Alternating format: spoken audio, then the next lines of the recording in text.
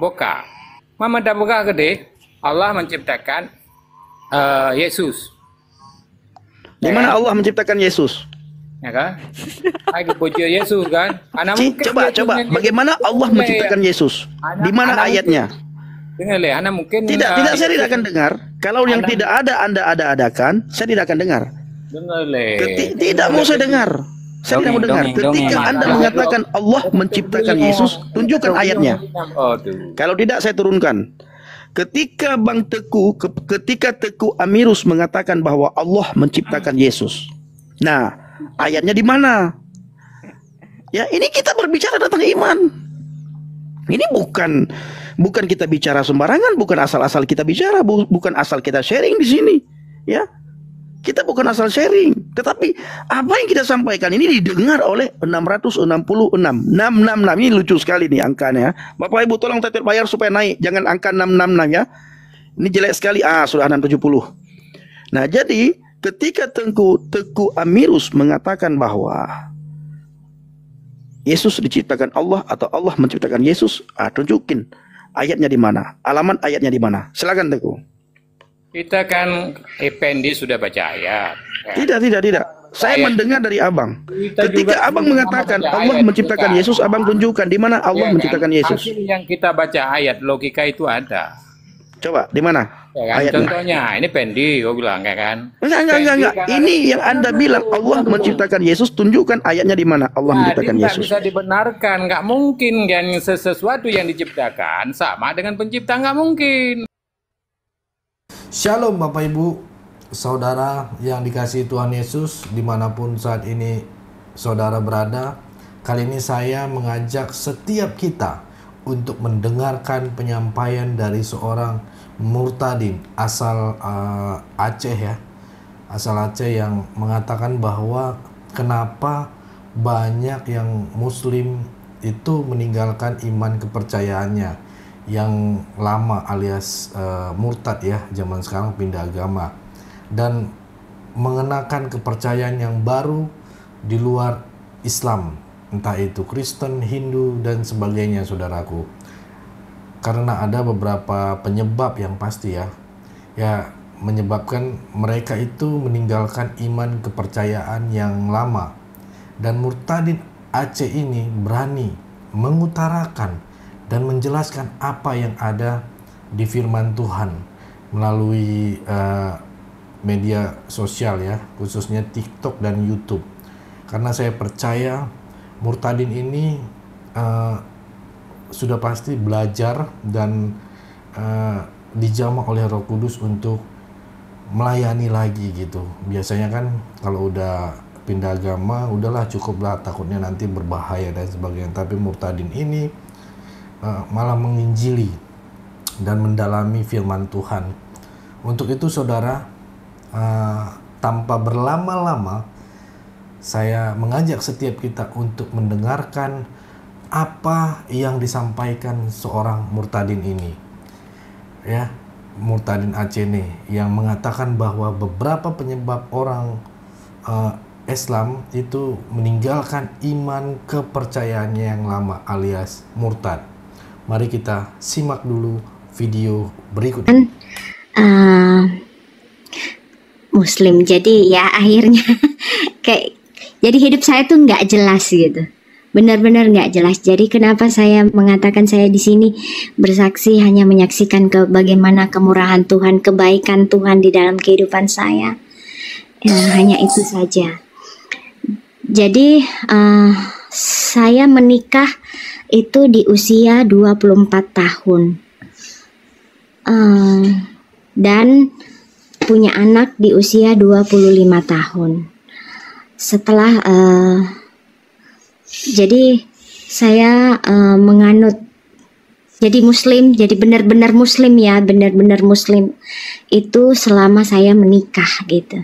Menikah dan punya anak sampai akhirnya di usia pernikahan saya yang ke-22 tahun, di saat Tuhan memanggil almarhum suami saya, disitulah kehidupan saya diubahkan kembali.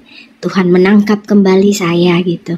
Tetapi yang saya mau katakan di sini bagaimana kebaikan dan kemurahan Tuhan itu ada di dalam kehidupan saya. Sebenarnya saya bisa kembali ditangkap oleh Tuhan, bisa kembali bersama-sama dengan Tuhan Yesus itu justru melalui almarhum suami saya, yang notabene-nya memang dia seorang muslim yang taat gitu. Tetapi di saat mendekat hari kepergiannya, dia merasakan mungkin seandainya dia bukan seorang aparat yang punya peranan di kepolisian, di Polda, di sini mungkin dia mau gitu, dia suka gitu menjadi Kristen. Dan satu hal yang saya patut syukuri, dia seorang yang sangat demokrat gitu.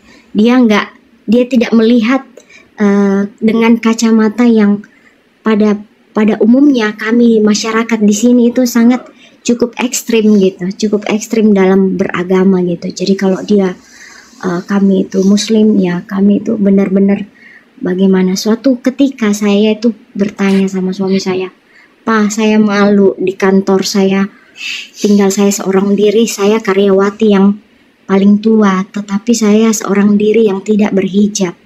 Saya pakai hijab aja ya," gitu.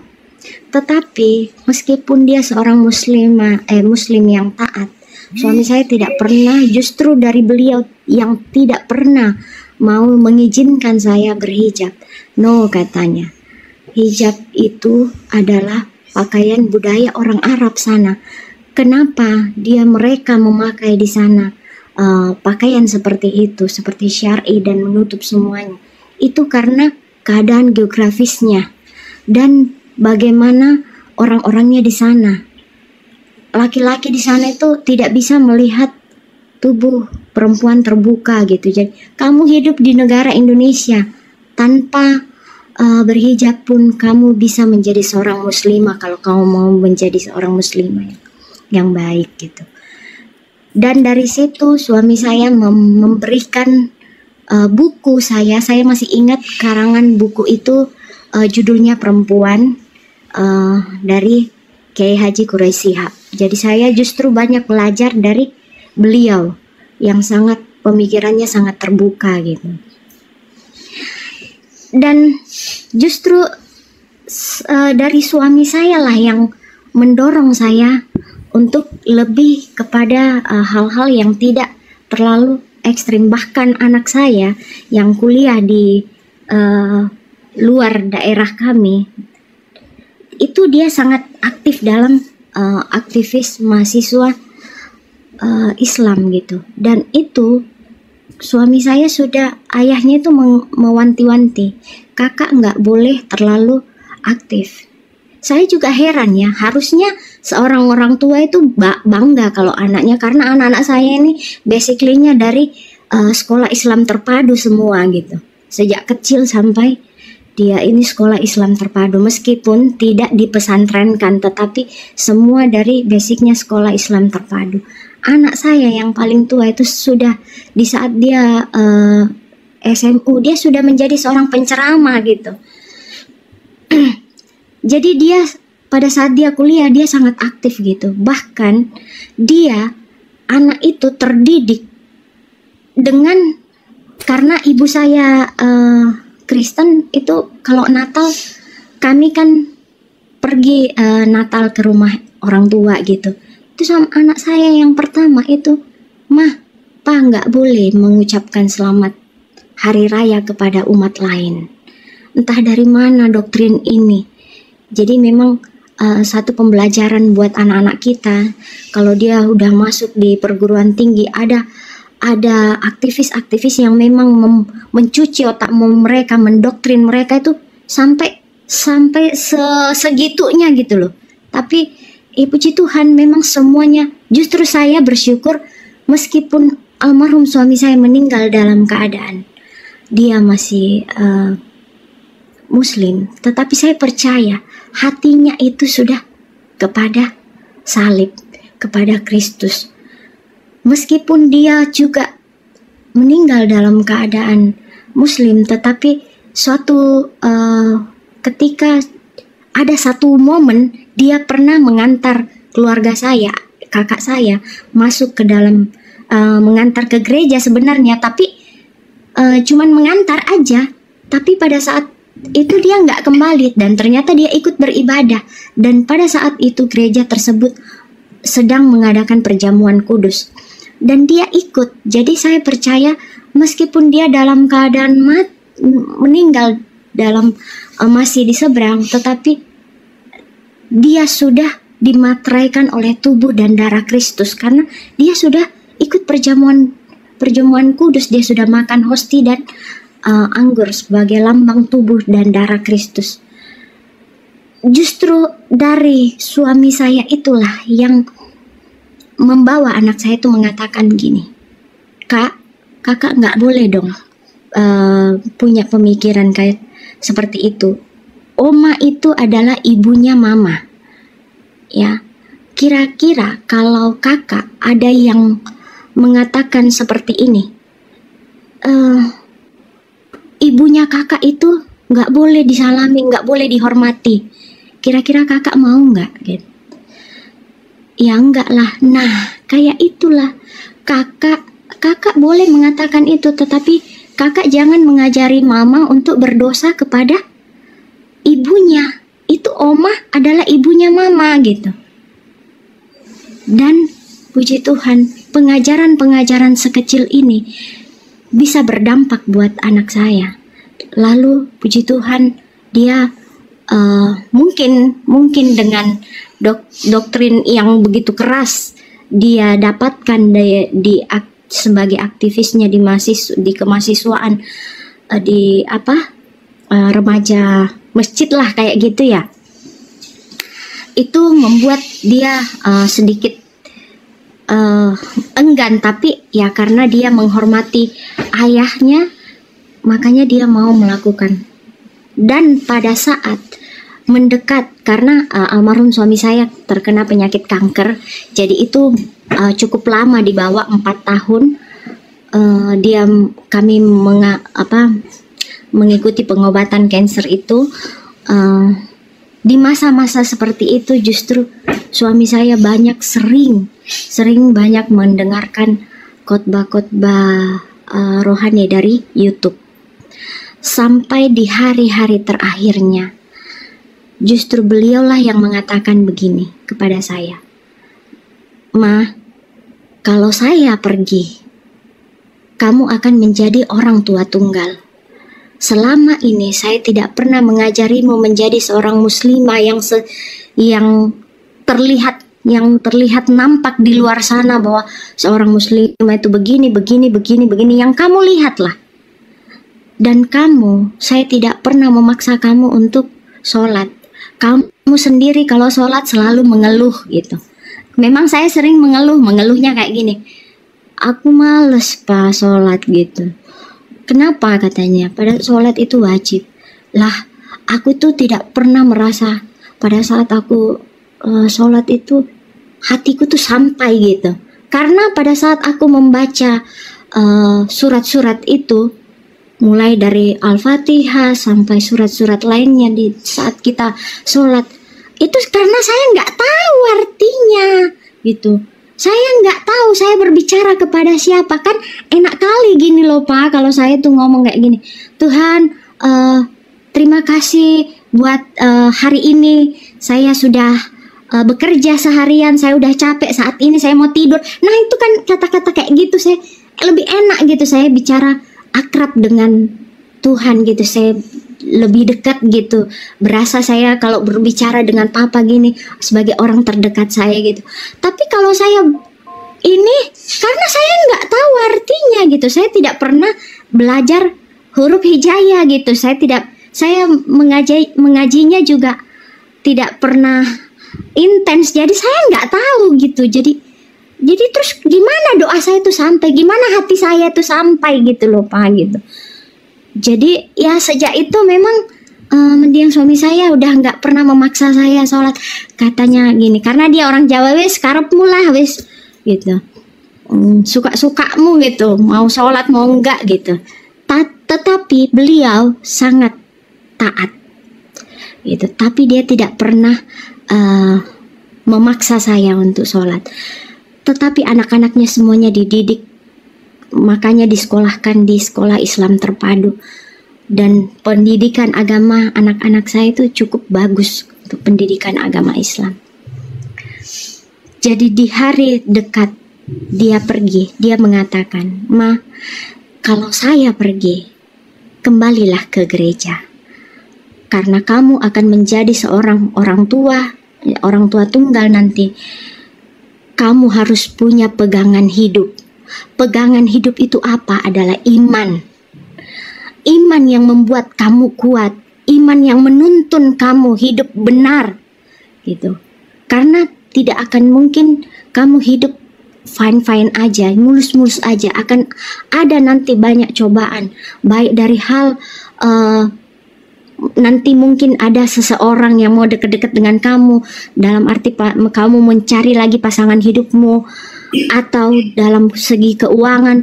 Yang paling penting adalah panutan dari anak-anakmu. Kamu harus bisa menjadi panutan gitu. Aku mengatakan, oh iya Pak, nantilah. Tapi karena saya berpikir dia berbicara seperti ini dalam kondisi tubuh yang lemah, dia hanya menyenangkan hati saya. Kok saya ya yang nggak bisa menyenangkan hatinya dalam keadaan dia sakit. Aku bilang, Papa nggak usah lah mikir kayak gitu.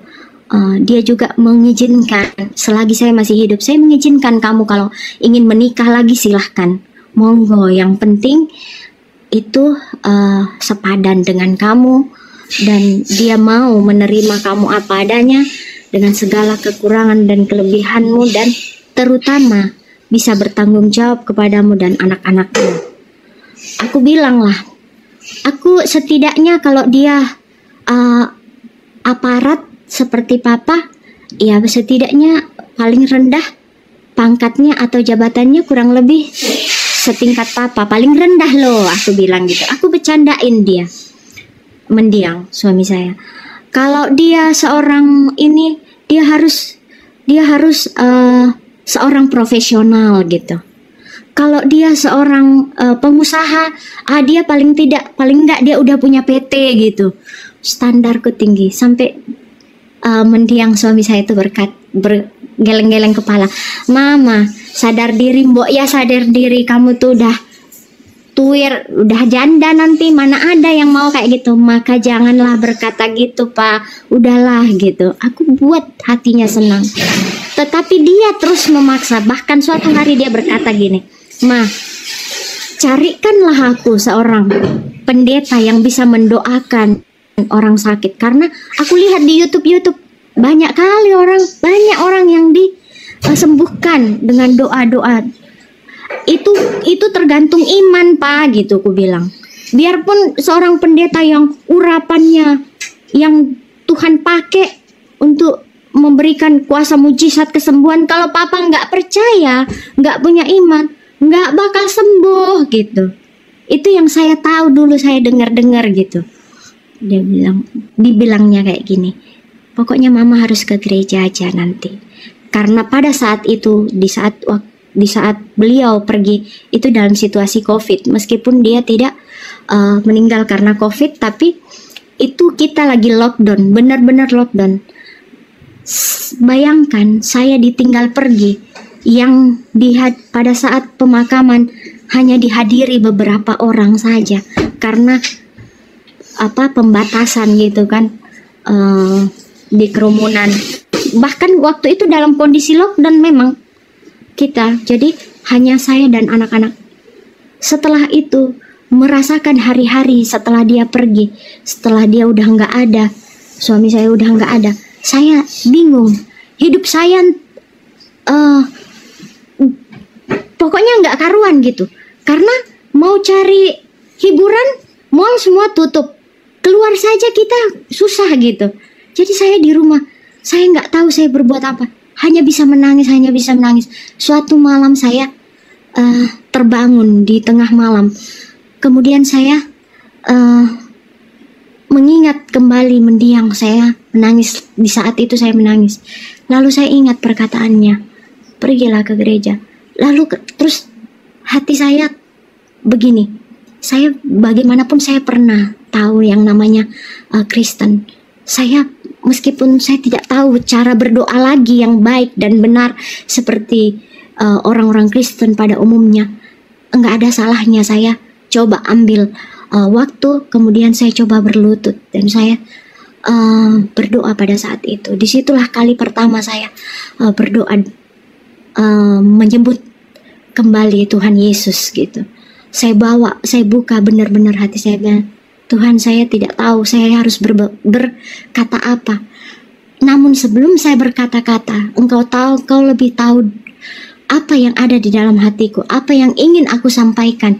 Dan memang aku tidak bisa berkata-kata, aku tidak tahu, tetapi aku hanya bisa menangis dan pada saat itu menyerahkan seluruh keberadaanku saat itu. Dan anak saya yang kedua terbangun melihat, Mama kenapa menangis? Enggak apa-apa gitu. Mama enggak apa-apa. Mama sakit, enggak apa-apa. Mama enggak apa-apa. Anak saya semua laki-laki. Jadi mereka lebih dekat sama aku daripada mendiang papanya. Anak laki-laki tuh biasanya kan lebih dekat sama mamanya. Terus dia mengatakan, Mama tadi menyebut nama Tuhan Yesus. Kenapa? Kan kakak udah mendengar papa. Boleh kan Mama gini? Dan saat itu belum juga usai kesedihanku ditinggal pergi mendiang suami. Anakku seakan menjauhi saya. Tidak bisa menerima Mama menerima iman yang lain gitu selain beriman kepada agamanya gitu. Tetapi saya tidak patah semangat. Saya tetap berdoa dan mulailah di situ saya bangun iman saya kembali. Saya rajin mendengarkan YouTube dan mendengar kesaksian-kesaksian, mendengar firman Tuhan, karena iman itu tumbuh dari pendengaran. Saya mulai membaca Alkitab, mulai rajin mendisiplinkan diri saya untuk berdoa setiap pagi dan membaca Alkitab. Dan puji Tuhan, singkat cerita, waktu itu di tahun 2020 itu saya belum berani memperkatakan kepada orang lain selain saya dan anak saya yang kedua. Bahkan anak saya yang pertama saya takut ngomong. Sampai gereja mulai onsite, saya kemudian memutuskan tahun 2022 saya memutuskan untuk benar-benar mau ke gereja. Saya mencari gereja di sekitaran rumah saya dan saya menemukan satu gereja dekat dari rumah saya. Lalu saya mulai bergereja di situ. Memang awalnya saya masih sembunyi-sembunyi gitu. Memang meskipun pesan mendiang suami saya, silahkan Mama pergi ke gereja, tapi jangan membawa anak-anak. Kalaupun anak-anak ini suatu hari mau ikut dengan Mama, itu karena keinginan mereka, bukan karena ajakan atau apalagi paksaan dari Mama gitu. It's okay, itu tidak masalah. Yang penting saya dulu gitu. Karena di situ saya belajar bahwa satu orang percaya seisi rumah diselamatkan. Itu saja yang saya ingat. Jadi saya mulai bergereja, tetapi masih sembunyi-sembunyi. Hanya yang si kecil, si bungsu aja yang tahu. Kalau Mama pergi ke gereja itu bisik-bisik, Mama pergi ya adik ya, adik jangan ngomong sama kakak gitu. Tetapi di perjalanan saya, kenapa saya harus bersembunyi gitu. Kemudian saya memperkatakan saya mencoba bicara pelan-pelan dengan anak saya yang kedua. Kak, boleh ya Mama ke gereja? Karena kakak kan udah mendengar papa. Mama ini tidak bisa bertumbuh di dalam iman Islam Mama. Karena Mama aja dulu jarang sholat. Puasa ya puasa, tapi sholat Mama jarang. Bahkan nyaris tidak pernah. Nanti sholatnya di saat bulan Ramadan aja gitu. Sholatnya setahun sekali, sholat Id aja gitu. Bilangnya, Dan puji Tuhan, satu jawaban yang tidak saya sangka sama sekali, dia memperkatakan, it's okay lah mam, silahkan mama kalau mau ke gereja. Toh juga negara Indonesia ini kan punya Pancasila yang membuat orang memilih kebebasan imannya. Oh puji Tuhan, saya percaya Tuhan itu bekerja dengan pelan, meskipun pelan tapi yakin dan pasti itu ada. Dan puji Tuhan, setelah setahun bergereja, 2 tahun lah, Natal tahun kemarin 2023 kemarin, disitulah anak pertama saya bisa menerima. Awalnya sangat tidak mau, bahkan saya sempat tidak diajak omong berbulan-bulan lamanya. Dia menghindar, kebetulan dia sudah bekerja dan dia bekerja di luar kota, tidak di kota tempat saya tinggal, dia di luar kota. Jadi setiap saya menelpon tidak pernah dijawab, setiap saya WA tidak, cuma di read, tidak pernah dibalas. Itu menunjukkan memang dia tidak menentang anak itu, karena anak itu pendiam, dia tidak menentang, tetapi dari sikapnya saya tahu bahwa dia tidak menyukai mama pergi ke gereja. Tapi puji Tuhan, Natal kemarin dia mengatakan, "Ma, saya mau pulang liburan Natal." Oh iya kak, dapat libur kakak ya dari perusahaan? Katanya, iya aku minta ma, karena aku mau menemani mama Natal. Itu sangat mengiris hati saya, tetapi sekaligus saya langsung masuk di dalam kamar dan ambil sikap berdoa, Tuhan terima kasih. Saya percaya satu persatu doa saya Tuhan jawab. Satu hal yang paling mengiris hati saya saat ini adalah kondisi keadaan saya di kantor. Saya adalah satu-satunya di kantor. Tidak ada yang lain. Cuma saya satu-satunya. Saya bukan junior. Saya termasuk senior di kantor. Kalau dari segi kepangkatan saya cukup paling di atas dari semua yang lain, tetapi saya selalu diperlakukan. Jadi meskipun slogan di kantor saya melayani tanpa diskriminasi, tetapi saya orang yang ada di dalam selalu mendapat diskriminasi. Saya selalu dibully dengan perkataan, dengan saya merasa kok ya saya ini kayak pegawai baru kemarin gitu diperlakukan. Tetapi sekali lagi saya selalu dikuatkan oleh firman Tuhan. Itulah gunanya kita selalu diperlengkapi oleh firman Tuhan. Saya selalu dikuatkan oleh firman Tuhan. Inilah kuk yang harus kamu pikul. Beginilah kalau pikul salib. Kamu harus siap memikul salib, kamu harus siap dihina seperti aku.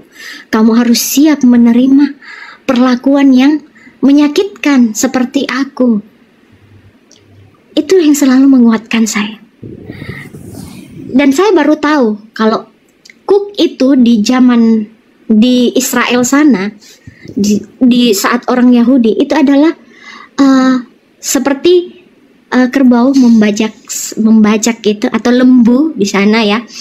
Itu yang dipasangkan kuk itu adalah lembu kecil gitu. Jadi ada 2 lembu. Jadi ini saya mendengar firman Tuhan dari seorang hamba Tuhan, dan disitulah saya mengerti, oh kuk itu bukan semata-mata yang dipikulkan di pundak lembu, tetapi kuk itu di zaman orang Yahudi dulu itu ada lembu dewasa dan lembu kecil gitu. Nah, ini lembu yang kecil inilah yang dipasangkan kuk untuk mengikuti lembu yang dewasa. Jadi kemana lembu dewasa? Jadi ibarat lembu dewasa ini adalah tuntunan kita atau firman Tuhan atau Tuhan Yesus sendiri. Lalu kitalah lembu yang kecil ini. Kita akan dipasangkan kuk untuk mengikuti proses Tuhan. Dan saya percaya apa yang saya alami saat ini adalah proses Tuhan untuk kelihatannya di dunia ini saya sangat miris. Suami saya bukan orang biasa. dia orang Jawa dan ada R di depan namanya. Dia juga bukan berpangkat biasa, dia seorang perwira tinggi gitu. Tapi sekarang ini orang melihat saya itu bukan apa-apa. Kalau dulu mungkin orang bilang, bahkan teman saya mendengar dengan telinga saya sendiri, itulah orang kalau murtad. Hidupnya sekarang, lihat hidupnya. Benar, saya miris hidup saya, dalam arti mungkin ekonomi mereka melihat ekonomi saya yang dulu bisa, maaf saya bilang, apa sih yang saya tidak bisa beli? Saya bisa kalau pada saat itu suami saya masih segar bugar, tetapi pada saat dia mulai sakit, hampir semua kami jual untuk biaya pengobatan dan sampai akhirnya meninggal. Itu membuat saya tidak memiliki apa-apa. Orang melihat di dunia hidup saya miris, tetapi ternyata dunia itu hanya melihat dari luar. Mereka tidak tahu hati saya penuh sukacita, penuh damai sejahtera. Memang saya cukup berkekurangan, tetapi pada saat saya belajar bersyukur, maka semua terasa ringan buat saya. Sukacita saya melebihi apa yang pernah saya rasakan di saat saya berada di dalam rumah Tuhan, di saat saya bersekutu bersama anak-anak Tuhan, di saat saya seperti ini bersama orang-orang yang percaya dan beriman kepada Tuhan Yesus. Saya punya sukacita, saya punya kebahagiaan sendiri yang mereka tidak tahu. Ini yang saya bilang, kebaikan dan kemurahan Tuhan di dalam hidup saya. Dan puji Tuhan, anak-anak saya semuanya sekarang justru mengingatkan kalau hari Minggu, Mama kok nggak mandi, nggak ke gereja. Itu. Jadi saya percaya yang kecil pun sudah mulai belajar mengenal. Kalau saya setiap malam mau tidur berdoa, dia selalu, Mama berdoa ya? Iya. Mama kenapa harus kakinya di bawah gitu? Karena saya berlutut. Jadi kayak gini ya, ini adik ikut ya sama Mama berdoa. Dan itu dia sudah mau, meskipun di hari Jumat dia masih pergi sholat Jumat, meskipun di saat subuh dia terbangun dia masih sholat subuh. Tapi saya tidak pernah patah semangat untuk berdoa. Saya terus bawa dalam pergumulan saya. Saya percaya Tuhan terus bekerja untuk keluarga saya, untuk anak-anak saya. Kenapa saya suka berada di tempat-tempat seperti ini? Dari tempat-tempat seperti ini saya selalu meminta dukungan doa, Bu, dari teman-teman, orang-orang yang sudah ada di dalam Tuhan Yesus. Saya percaya kalau ada 1-2 orang berkumpul dan memanggil namanya, menyebut namanya, maka di situ ada mujizat terjadi. Jadi setelah ini saya meminta semua dukungan teman-teman, doa teman-teman yang ada dalam room ini. Bantu saya dalam doa. Pergumulan saya saat ini adalah memenangkan jiwa anak-anak saya. Itu. Dan tidak ada yang istimewa dalam perjalanan kehidupan saya. Sebagai dikatakan murtadin juga bukan, dibilang saya hanyalah domba yang pernah tersesat gitu. Dan puji Tuhan saya sudah menemukan jalan, saya sudah ditangkap kembali dan dibawa kembali ke dalam rumah Tuhan. Itu saja. Kiranya kesaksian saya, satu hal yang saya mau bilang, proses Tuhan itu memang sakit, tetapi proses Tuhan itu indah pada waktunya. Semakin saya merasa didiskriminasi di kantor saya, semakin saya merasa dikucilkan, semakin saya merasa selalu dibully, semakin pemurnian itu terjadi, semakin proses Tuhan itu nyata dalam kehidupan saya, dan itu akan membentuk iman kekristenan saya semakin menjadi kuat gitu. Dan saya mau mengajak kita semua di sini. Saya percaya di sini banyak karena sebelum saya di share room ini, Mita saudari saya mengatakan ini adalah room murtadin Kak, boleh memberikan kesaksian. Pada saat Mita meminta saya, sebenarnya saya bilang, apakah iya saya murtadin? Saya hanya pernah meninggalkan Tuhan. Sebenarnya dikata saya juga Kristen dulu, ya abu-abu aja gitu, bingung aja, karena kami tumbuh di keluarga yang memang berbeda iman. Jadi ya entahlah saya dulu seperti apa, yang cuman saya kalau dulu ditanya kamu agamanya apa, saya selalu menyebut Kristen. Tetapi pada saat saya menikah ya saya Muslim, dan disitulah saya benar-benar memperkatakan 2 kalimat syahadat pada saat saya mau menikah, dan saya betul-betul jadi Muslim. Jadi kalau dikatakan murtadin ya bisa memang murtadin juga di saat saya, tetapi proses yang saya lalui, bahkan saya dihina seperti gini, teman-teman keluarga Kristen saya, keluarga saya yang Kristen memperkatakan gini, itulah kau ya, kalau dulu kau tinggalkan Tuhan makanya hidupmu kayak gini, suamimu ditinggal pergi, suamimu pergi meninggalkan kau gitu, mati, nyawanya harus dipanggil Tuhan, nyawanya pendek gitu, umurnya pendek, karena kau tinggalkan Tuhan Yesus. Saya seperti mendapat penghakiman. Saya memperkatakan begini, saya kalau lihat kehidupan orang Kristen ini kecewa juga saya kembali jadi Kristen. Tetapi saya tidak memandang, sekali lagi saya tidak memandang orang-orangnya ya, saya memandang Tuhan, saya pandang Tuhan, saya pandang Yesus sebagai Tuhan dan Juru Selamat. Kalau orang-orang yang dari sononya, dari kecilnya seperti Bang Pendi, dari sononya Kristen, Muslim, kok bisa menjadi seorang Kristen yang luar biasa, dipakai Tuhan untuk memberikan kesaksian dan memenangkan banyak jiwa gitu. Kok ya saya yang Kristen dari basicnya Kristen, entahlah apa ya namanya, tapi ya saya merasa dulu saya Kristen gitu. Kok ya saya, kehidupan saya kok biasa-biasa saja. Jadi melalui proses ini, melalui apa yang terjadi dalam kehidupan saya percaya ini proses Tuhan. Tuhan mau pakai saya. Saya percaya suatu hari Tuhan mau pakai saya.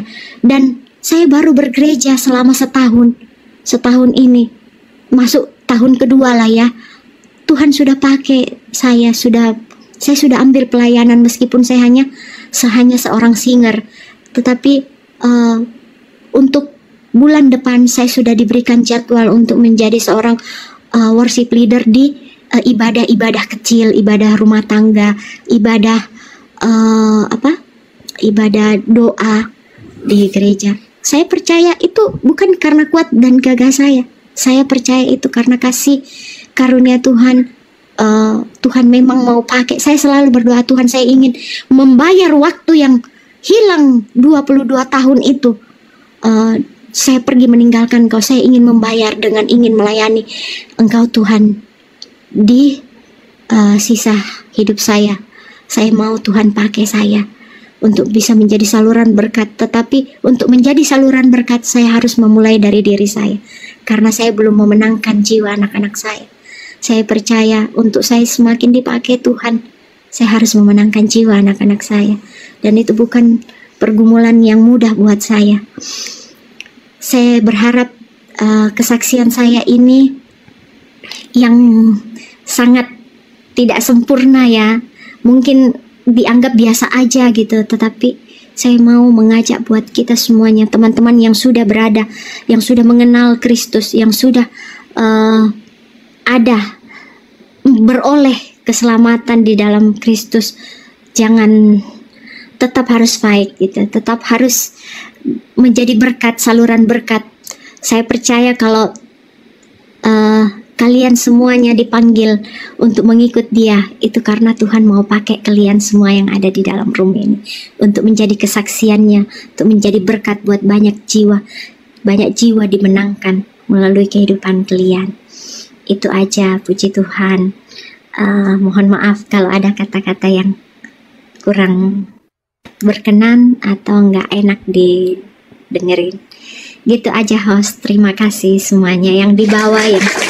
Nah, saudaraku, gereja YouTube itu tadi videonya sangat luar biasa ya, saudara.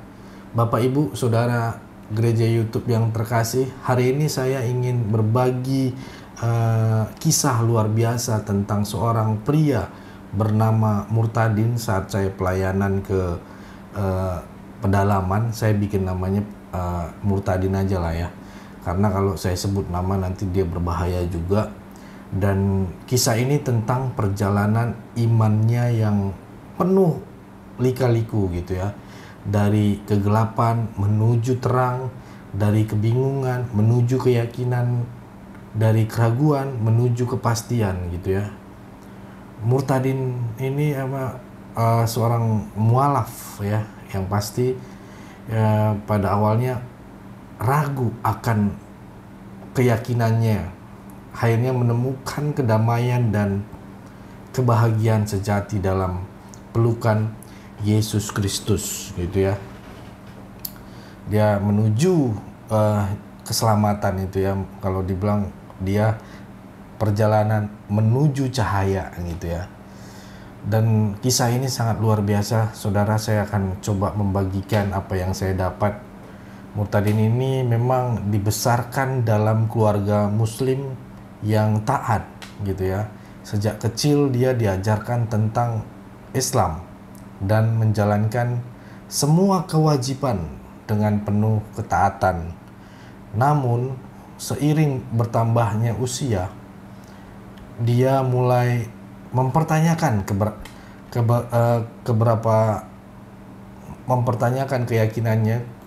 Di beberapa keyakinannya gitu ya, dia merasa ada sesuatu yang hilang dalam hidupnya, ada kekosongan yang tidak bisa diisi dengan ritual dan ibadah gitu ya. Jadi saudara, suatu hari Murtadin bertemu dengan seorang pendeta Kristen ya tentunya, yang ramah dan penuh kasih. Pendeta tersebut dengan sabar menjawab semua pertanyaan si Murtadin tentang iman Kristen. Murtadin langsung terkesan ya dengan kasih dan kedamaian terpancar dari pendeta tersebut. Sesuatu yang tidak pernah dia rasakan sebelumnya. Karena banyak sekali saudara saat kita bertanya kepada pimpinan-pimpinan atau pendakwa-pendakwa, oh itu tidak bisa, kamu belum sampai level ini, kamu belum layak nih, dan akhirnya banyak yang tertutup-tutupin lah gitu ya. Dia merasa seperti itu. Dan ketika ketemu sama pendeta ini saudara, dia bertanya, ibaratnya seperti apologetika lah ya. Dia nanya terus ya dijawab, nanya terus jawab gitu ya. Dan dia merasa setelah banyak pertimbangan dan doa yang sungguh-sungguh, sosok Murtadin ini akhirnya memutuskan untuk memeluk agama Kristen ya. Keputusannya untuk menerima kekristenan yang memang gak gampang gitu. Setelah dia coba bergumul, dan Murtadin akhirnya akhirnya gua klop nih gitu ya untuk memeluk agama Kristen. Dan gak secara paksa, karena pendeta ini juga tidak mau dibawa secara paksa, biarkan Roh Kudus yang menjamah dia. Dulunya dia belum tahu itu Roh Kudus atau apa gitu ya. Akhirnya keputusannya ini tidak mudah sebenarnya gitu ya. Dia harus menghadapi penolakan dari keluarga dan penolakan dari teman-temannya. Namun dia teguh dalam imannya. Itu yang membuat power gitu ya. Yakin bahwa dia telah menemukan kebenaran yang selama ini dicarinya gitu ya. Akhirnya dia menggali, menerima firman Tuhan, membaca firman Tuhan, Alkitab. Nah, singkat cerita saudara, sejak menjadi Kristen, Murtadin mengalami transformasi yang luar biasa. Dia merasa kedamaian, dan kebahagiaan yang tidak pernah dia rasakan sebelumnya. Puji Tuhan, saya bilang. Dia rajin membaca Alkitab dan mempelajari firman Tuhan, dan dia menemukan jawaban atas semua pertanyaan yang selama ini menghantuinya. Gitu ya. Nah, Murtadin ini tidak hanya menerima firman Tuhan dengan sepenuh hati, tetapi dia juga menerapkannya dalam kehidupan sehari-hari. Dia menjadi pribadi yang lebih sabar, penuh kasih, dan pengampunan. Dia selalu membantu orang lain yang membutuhkan dan selalu berusaha untuk menyebarkan kebaikan. Dampak inspiratif kalau menurut saya ya, karena dia juga yang welcome ketika kita datang ke sana pelayanan, dia yang menyambut kita dengan baik gitu ya, karena dia bersuka cita gitu melihat kita hadir juga gitu ya. Dan menurut saya kisah Murtadin ini adalah bukti nyata bahwa kasih dan kuasa Tuhan dapat mengubah hidup seseorang.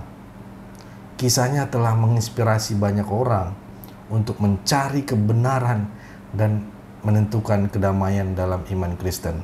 Sama seperti yang video ini, Murtadin Aceh ini, yang habis dia dibaptis, terima Tuhan Yesus, dia tidak diam aja saudara, dia menginjil, dia melayani Tuhan walaupun ada risikonya gitu ya. Poin-poin yang membangun rohani dia bagikan lagi gitu. Pergulatan iman ya, dia menceritakan tentang kebingungannya dan keraguannya. Murtadin sebelum memeluk agama Kristen, dia berani mengatakan ini, dan ini sangat luar biasa saudara. Hal ini dapat membantu orang lain yang sedang mengalami pergulatan iman untuk merasa tidak sendiri gitu ya. Dia mau berbagi dengan apa yang dialami dia, bukan dengan menjual kesaksian, bukan saudara. Dia mau bagikan apa yang dirasakan kebenaran itu ya, pencarian kebenaran yang dirasakan, iman gitu ya. Bagaimana Murtadin mencari jawaban atas pertanyaan-pertanyaan tentang iman. Hal ini dapat mendorong orang lain untuk terus mencari kebenaran dan tidak mudah menyerah. Ini keren saudara. Dia kalau siap untuk melayani Tuhan, apapun resikonya, terjadi transformasi diri. Gambarkan perubahan positif yang dialami Murtadin setelah menjadi Kristen. Dia memang mengikuti segambar dengan Tuhan Yesus gitu ya. Hal ini dapat menginspirasi orang lain untuk mencari perubahan positif dalam hidup mereka sendiri. Karena kita tahu kalau kita beri contoh itu ya beri contoh dengan diri kita sendiri gitu kan. Apa yang kita alami, perbuatan kita yang dilihat oleh orang-orang, dan banyak jiwa-jiwa yang akhirnya mengikuti apa yang dialami ataupun apa yang dirasakan oleh Murtadin ini. Banyak jadinya mengikuti, oh kayak gini rasanya. Yang tadinya takut, diem, khawatir dan sebagainya, tenang semuanya karena kekuatan kasih ya. Karena dia memberikan bagaimana kasih Tuhan telah mengubah hidup Murtadin ini dan memberikan kedamaian. Karena kedamaian itu luar biasa saudara. Apalagi dia menceritakan ketika kita berserah diri itu sangat luar biasa. Gak gampang untuk menyerahkan hati. Hal ini dapat membantu orang lain untuk merasakan kasih Tuhan dan percaya pada kuasanya. Kesaksian hidup ini yang buat saya sebagai orang Kristen aja, wah ini sangat luar biasa. Ini sangat-sangat memberkati. Ya, apalagi kisahnya nyata ini, kisah nyatanya ini ya, Murtadin telah membantu lain melalui imannya gitu, membantu orang-orang lain dengan apa yang dialami dia. Hal ini mendorong orang lain untuk menjadi teladan bagi orang lain dan menyebarkan kebaikan itu. Saya salut dengan Murtadin ini. Saya hormat karena dia yang lebih ikhlas gitu untuk melayani siapapun dimanapun gitu. Dia siap melayani. Ya, dengan apa yang ini saya percaya sudah dituntun oleh Roh Kudus gitu ya. Kalau udah Roh Kudus ngasih tahu, mau lari dia, mau diem dia juga tetap lo ajarkan, tetap lo harus layani gitu ya. Nah, itulah tadi saudara kisah Murtadin, seorang namanya Murtadin ya, saya bikin namanya Murtadin aja, adalah pengingat bahwa tidak ada yang terlalu terlambat gitu untuk menemukan Tuhan dan mengalami transformasi dalam hidup. Tidak ada saudara. Kalau Tuhan udah izinkan, dia akan bersuara. Dia akan pasti melayani Tuhan. Ya, kita semua memiliki saudara kesempatan untuk merasakan kasih dan kuasa Tuhan. Dan Murtadin ini adalah bukti nyata dari hal ini. Gitu ya, cerita yang saya bisa bagikan dari pengalaman-pengalaman Murtadin. Makanya Murtadin Aceh ini saya sangat salut sama beliau. Dia terus melayani Tuhan tanpa memikirkan dampak negatifnya kepada dirinya gitu ya. Oke saudara, mari kita doakan agar Murtadin terus menjadi terang bagi orang lain dan agar kisahnya dapat menginspirasi banyak orang untuk mencari kebenaran dan menemukan kedamaian dalam iman Kristen. Ya, itu yang bisa saya bagikan pada kesempatan hari ini. Buat saudara-saudara gereja YouTube, gak usah payah-payah. Cukup katakan di kolom komentar atau tuliskan, please tuliskan, Tuhan Yesus baik atau Yesus maha besar. Ya, Yesusku sangat dahsyat. Hanya dengan menuliskan itu di kolom komentar, saudara sudah ambil bagian di pelayanan kita, khususnya di gereja YouTube ini. Kalau saudara menonton video ini, jangan lupa tuliskan Yesus maha besar, Yesus sangat dahsyat.